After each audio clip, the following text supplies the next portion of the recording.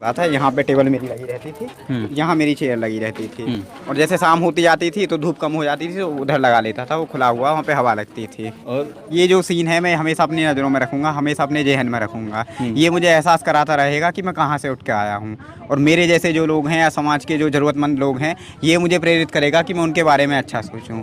मैं कभी अपनी इस जो मेरा बैकग्राउंड है इसको ना भूलूँ कि मैं कभी धन या स्टेटस या उससे लालच में आकर कुछ लोगों के साथ गलत कर दूँ। आदाब, नमस्कार, सत श्री अकाल। मैं उस्मान सैफ़ी। दोस्तों, जहाँ पर मैं खड़ा हूँ उसके राइट हैंड पर, सीधे हाथ पर एक मंदिर है, और अगर मैं बात करूँ अपने लेफ़्ट साइड की, तो मेरी लेफ़्ट साइड में शिक्षा का मंदिर है। और इस एक तरफ शिक्षा का मंदिर है तो दूसरी तरफ वो मंदिर है जिसमें देवी देवता निवास करते हैं, और इसके ठीक बीचों बीच में एक खेल का मैदान है जहाँ पर अक्सर बच्चे खेला करते थे।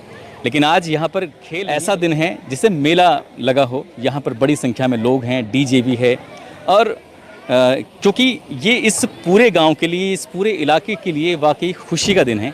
खुशी इसलिए यूपीएससी 2023 का रिज़ल्ट 16 अप्रैल 2024 को जारी हुआ था, और उस रिज़ल्ट में उत्तर प्रदेश के ज़िला बुलंदशहर के गांव हैं रघुनाथपुर, जो कि तहसील स्याना में लगता है। उसी गांव का रहने वाला एक लड़का जिसका नाम पवन कुमार होता है।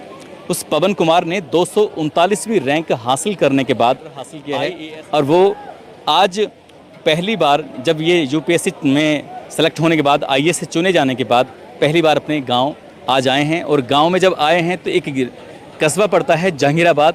जहांगीराबाद में सुबह 11 बजे से इनके स्वागत का सिस्टम शुरू होता है, और अब शाम के 4 बजने वाले हैं। अभी भी उन्हें अपने उस घर में, उस झोंपड़ी में जहाँ से उन्होंने अपनी, जहाँ पैदा हुए थे, जहाँ से अपनी पढ़ाई की शुरुआत की थी, उस झोंपड़ी में अभी जाने का मौका नहीं मिला है। हालांकि हम उनके पास चलते हैं और उनसे जानने की कोशिश करेंगे कि उनका ये सफ़र रहा है, ये कैसा रहा है।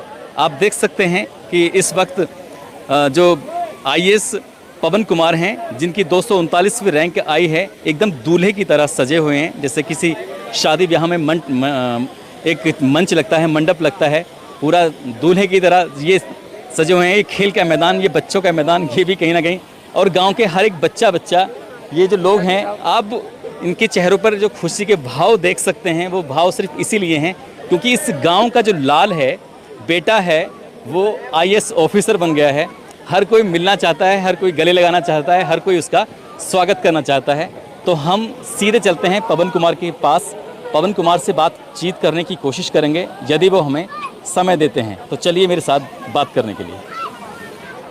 तो ये वो दहलीज है जिस दहलीज पर जिस घर के अंदर पवन कुमार पैदा हुए थे।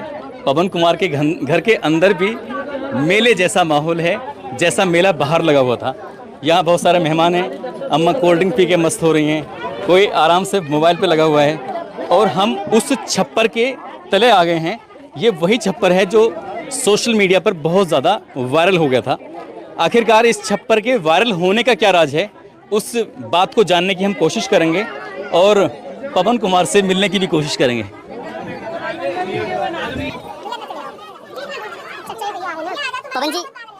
पवन जी, आपका बहुत बहुत स्वागत है।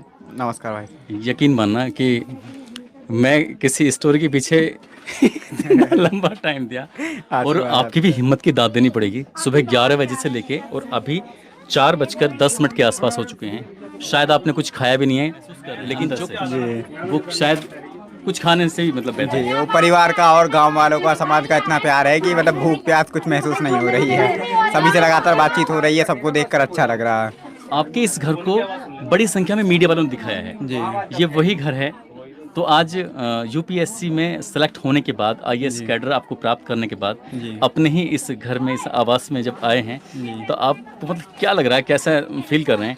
छोट बहनें आपकी चारों तरफ बहन बैठे हुई हैं, मौसी जी, मम्मी जी, पिताजी, सब के सब। सर घर मतलब कैसा भी हो, लेकिन अपना घर ही होता है। अब बाहर कितनी भी अच्छी जगह रह लें, लेकिन जो घर की खुशी होती है, जो घर में अपनापन होता है, वो कहीं नहीं होता। तो घर में आके बहुत अच्छा लग रहा, सब परिवार के बीच में, रिश्तेदारों के बीच में बहुत अच्छा महसूस हो रहा। बहुत ही गौरवान्वित करने वाला पल है मेरे लिए। पता है ये घर स्पेशल क्यों है?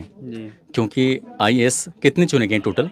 जी, 1016 लोग चुने गए हैं। 1016 लोग चुने गए हैं, लेकिन आपके इस घर की वजह से आप पूरे हिंदुस्तान ही नहीं बल्कि पूरी दुनिया के अलग अलग मुल्कों में फेमस हो गए। इसलिए ये घर, अभी आप पड़ोस में बैठे हुए थे, आपका इंटरव्यू वहाँ भी मिल सकता था, वहाँ पंखे भी चल रहे थे, वहाँ लाइटें भी थी, सब कुछ था, लेकिन यहाँ पर सिर्फ इसलिए क्योंकि इस घर ने आपको बनाया है, इसलिए मैं यहाँ आना चाहता था आपके साथ। हाँ सर, इसमें कोई दो राय नहीं है सर। घर मेरा मतलब एक अपनापन जो है, और जो माता पिता बहन भाइयों का जो प्यार मिला है, उसकी वजह से मैं आज जो भी हूँ, उन्हीं सभी के प्यार और इस घर की वजह से हूँ। जब आप यहाँ से नानी के घर गए थे पढ़ने के लिए, और आपने एक इंटरव्यू में कहा भी था कि मैं यहाँ क्यों आया हूँ पढ़ने के लिए, कि शायद पढ़ने के लिए आया हूँ, तो जब आपको एहसास हुआ था तब आपने क्लासों को टॉप करना शुरू कर दिया था। और जब यहाँ से गए थे तो किसी को पता भी नहीं था कि पवन भी कोई है। आज पूरा इलाका, पूरा ज़िला, पूरा देश जानता है कि पवन है। तो ये दोनों में जो अंतर है, ये इसके बारे में। ऐसा है कि अभी 1-1.5 साल पहले भी मुझे गांव में सारे लोग नहीं जानते थे, ना ही मैं गांव वालों को जानता था। सिर्फ ये था कि मुकेश राणा, जो कि मेरे पिताजी का नाम है, उनके एक पुत्र हैं। बाकी मेरा फेस या बाई नेम मुझे कोई नहीं जानता था। अभी ये जानकर अच्छा लग रहा है कि लोग सम्मान दे रहे हैं, प्यार दे रहे हैं। ऐसे लोग जिन्हें मैं बाई फेस या बाई नेम नहीं जानता हूँ, वो लोग भी प्यार दे रहे हैं, आशीर्वाद दे रहे हैं। इतने लोगों का आशीर्वाद पाकर अथाह खुशी महसूस हो रही है इस टाइम मुझे। मैं 2-3 लोगों के नाम लेना चाहता हूँ, उनके बारे में कम से कम 2-2 लाइन, बल्कि 2 लाइन भी कम होंगी।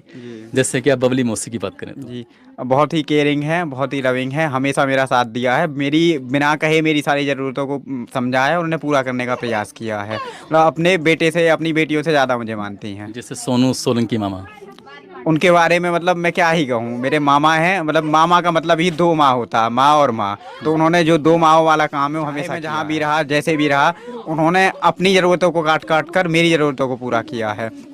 उन्हीं की ये जुनून थी कि तुम तैयारी करो, हम तुम्हें आईएएस कराएंगे। जैसे हमारी कंडीशन उतनी अच्छी नहीं थी कोचिंग वोचिंग कराने की, लेकिन उन्होंने हमेशा कहा कि चाहे जो हो जाए, चाहे मुझे अपना तन बेचना पड़े, मतलब यहाँ तक उन्होंने बोला था, मैं फिर भी आपको तैयारी कराऊंगा। तो उनके लिए मेरे दिल में अथाह सम्मान है। सृष्टि, गोल्डी, सोनिका कहने के लिए मेरे से छोटी हैं, लेकिन जो फर्ज निभाया है वो मेरे से बड़े का निभाया है। और इनका जो निर्णय है, मैं चाहे जो भी इनके लिए कर लूँ वो कभी नहीं भुला पाऊँगा।